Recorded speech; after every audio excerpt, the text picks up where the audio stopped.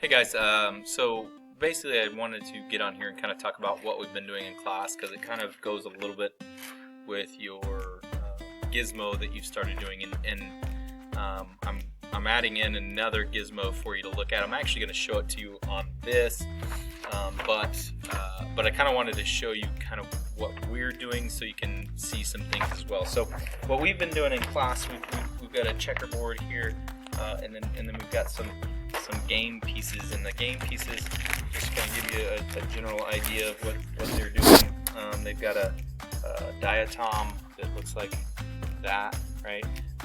Which was on our project. They've got a copepod, which is that guy, and then they have a herring, which eats the copepod, and then they had some groups, depending on if it's a group of 5 or a group of 4. They had a seal, which eats the herring, and then lastly they had an orca whale, which basically what they did was they played a round of food chain checkers where only one thing could eat another because food chains are linear, right? And then after each round they counted up population data, and these two graphs that I have here, actually that's the same graph there. I don't want that one. I need, let's see if I can find it. Bear with me. Actually, I'll pause and come back. Okay, so I'm back. I'm sorry about that. So basically, these two sets of data show two different cases. Let's see if I can get myself out of the way there. Kind of where we did. So one, we had a group of 4 here, and then we had a group of 5 here. So don't let that bother you too much. But notice that the diatoms were here, copepods were here, herring were here, orcas were here. So what we did in this graph, it represents where we have a larger producer population than everyone else. Okay, so this would represent just kind of a, we'd probably call it kind of a stable start, or because if you got a pyramid's stable. If producers are on the bottom, then first consumers, second consumers, tertiary consumers. That pyramid goes up, meaning that there's smaller numbers as you go up. So we kind of set that up to start that way, and notice how everything kind of comes back to middle, like kind of catches up with each other, right? So it kind of stabilizes. So I wanted you to see in a food chain, if we're just looking at a food chain, neither one of these are terribly stable, but they do kind of tend to come back to a stability point, and if we were to keep going, they would change over time, but they would always kind of hover back in a stability mode. And we had certain rules to the game where, if an organism got completely wiped out, then you would repopulate with some organisms, so that would help you kind of bring some organisms back. So anyway, this one over here though kind of shows you a different story. Over here, notice that I have diatoms is still the biggest number to start, but then I have seals as being higher, so that would represent a pyramid that's out of alignment. One of the tertiary consumers here is higher than everyone else, and then the orca is also higher than its food sources of herring or not of its food source, the herring, but it's higher than herring and copepods. So copepods, which is the primary consumer, is actually the lowest number in this particular graph. And notice how, even though that happens, notice how the diatoms tend to trend down, much like this one that started off stable did. And in this one, notice how the orcas go crazy, but the seals still are able to kind of stay relatively stable, and that's because they have, the herring stay relatively stable, and that's because the copepod population is doing well with the amount of diatoms that it has, right? So notice that this portion of the graph kind of trends back towards stability, and if you were to continue this out, eventually the orca population would get so big that this seal population would go down, which would cause the herring population to come up, which would bring the copepod levels down, which would then bring your diatom levels back up, and eventually there would be this equilibrium that is reached because the orca population would come back down, and somewhere in the middle they're still going to ebb and flow, but there's going to be kind of this general overall equilibrium trend. Okay, equilibrium just means that it's in a dynamic state. If you add one here, it changes one here, and so as long as I'm adding here, it comes back and forth and back and forth. So if you looked at the relative position of anything, it would be kind of a pretty stable set. So this again is a food chain that tends to trend towards some stability, but within that, if you look, at small sections, it's really pretty unstable. So like if you just looked at, kind of this section here, we've got really high orca numbers, we've got really low seal numbers. So there's these big differences where things don't quite fit where they should.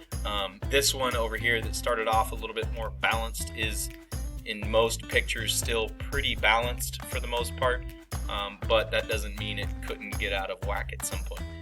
So these two graphs basically just kind of show you that no matter what you do to the pyramid, it's going to trend back toward some sort of equilibrium where producers are at higher numbers, primary consumers would be next, secondary consumers after that, and then tertiary consumers would be your least numbers.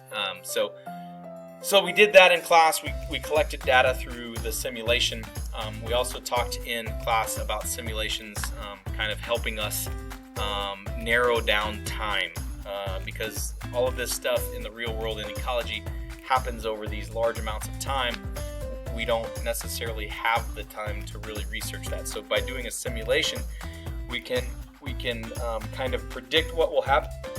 What will happen over a period of time, using the ideas and philosophies that do occur on a small scale in an ecosystem, and then that can help us project out what we think would happen over long periods of time. So in this particular graph, we could project that because the orca population is getting so high and the seal population is starting to get low, we would expect this orca population to start coming down, which would then also affect all of the other ones in different sorts of ways. So being able to manipulate within these graphs is probably going to be pretty important. You probably need to be able to do that. But I do also want to show you, I put this gizmo in your gizmo bag there as well. It's the food chain one. And when you get to this one, take a look at it if you want, but I'm going to show you a couple things here. This is another simulation that kind of shows you the same thing. I'll move it a little more central here. And what happens here is you can play with the numbers of things. So this is a healthy, pyramid where things are in the correct numbers that they should be to establish kind of an equilibrium here. And so what we can do is manipulate things. So let's say the hawk, if we lower the numbers of the hawk down, then if we hit play, this isn't showing us. Hang on. Let me pause that. I'll be right back. Okay, I'm back. I forgot to hit this bar chart. You could also do a graph if you wanted. Either way, but basically what this shows is if I'm in a healthy situation, I can basically just show and notice that these guys are relatively stable over time. There might be slight variations. If you zoom in, you might be able to see some slight variations in each one. They cross over each other. But what we can do in this one is we can say we remove some hawks, right? We can see what the effects of the hawks would be if we remove them. So notice, let's watch it in a bar chart. It'll be easier. So let me reset this. Let's remove some hawks. So the hawk is the tertiary consumer here. If we remove hawks, we would expect the snake population to grow, which would limit the rabbit population, which would cause grasses to grow, right? But then over time, because this is just looking at a food chain, we would expect for those to come back to equilibrium. So let's have a look and see what happens. So notice snakes go up, grasses go up, rabbits go down, then they start to come back towards equilibrium there, right? So let's stop that. Let's reset. Let's play with. Let's say we play with the snakes. So if I knock down the snakes some, we should expect to see the hawks go down a little bit, the rabbits come up, the grasses go down, but then we should establish some equilibrium again at some point, right? So we see that happen kind of there in real time, but simulated, right? So again, you could play with things on here and see how things are affected. Let's say we take out some grass, you should see rabbits die, snakes die, hawks die, but then maybe after a while, stuff will start to come back, right? So notice that these disruptions in the food chain over time will correct back out to some sort of equilibrium. This particular simulation, you can look at if it is in a diseased. So if the snakes are diseased, you can play it, and obviously that's going to kill some snakes, which causes some hawk problems. And then it will establish kind of a new equilibrium at some point that's somewhere different than the old equilibrium. And even if we were to say, in this particular situation, say we kill some rabbits because that's what the snakes eat, and then we play it again, that's going to hurt the snakes even further, hurt the hawks even further. But again, it's going to come back to some sort of equilibrium there. So you could play with this and you could disease the whole thing or whatever, but notice that our typical trend in a food chain is if anything is disrupted, it is going to come back towards equilibrium, okay? And if we're there, we're in pretty good shape. So let's stop there on the food chain stuff, and let's look a little bit closer at just predator-prey relationships. So what we also did today in school, and this is why you got a quiz today and not much else, but what we did do today in class was we did a predator-prey simulation as well. And in this simulation, we had a seal. So here's your little seal, and then here is your shark. And basically what they did was they had a simulated open ocean area where the seals lived. We started with 1 shark and 3 seals. In order for a shark to live, it has to eat 3 seals, right? If the seals survive being eaten by a shark in a round, then the seals population will double. So basically what happened was in the first few, let me pull up a video here. In the first few sequences, hang on just a second. In the first few sequences, there was basically 3 seals were on a desk, and the entire desk was your open water. So there were 3 of those seals on there. And if you drop a shark from about a foot above, you might hit one, but that shark's not going to live. So we basically stay at 1 shark because if a shark dies, then a new one comes in to replace it for the next round.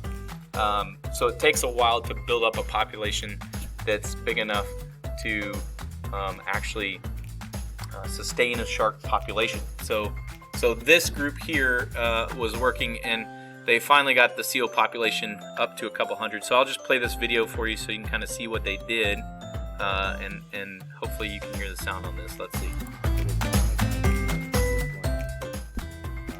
So basically they started out with 3 seals and a shark. If it's dropped and hits 3 seals,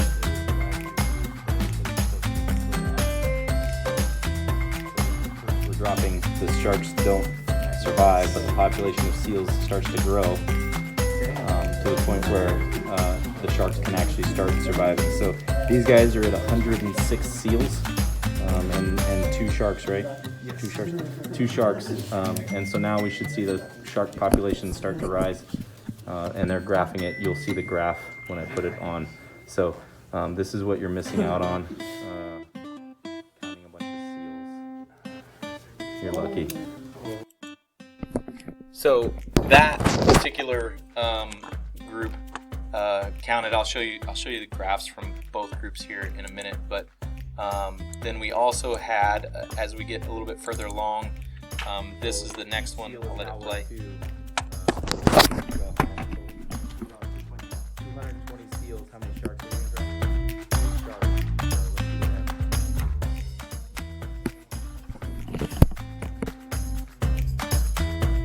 sharks. So each shark has just eaten probably a crap ton. We'll check that one in a minute. So then that round each is seal going to is now multiply a worth bunch 2. of sharks. So how many do y'all have total? We got 220 now. 220. So then this was their next round. Alright, so each shark is now worth 3. We got 300 seals. The last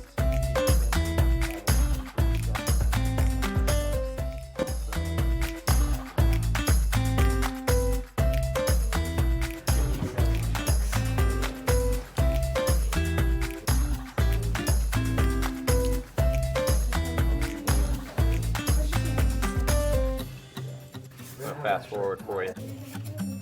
How many was that? Was that 20? Yeah, that was good.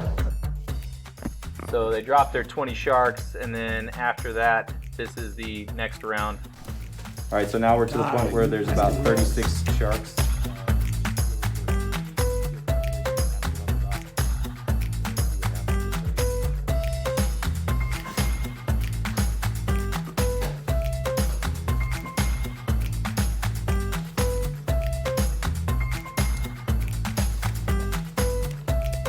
Fast forward again for you. Stinking seals. Make it.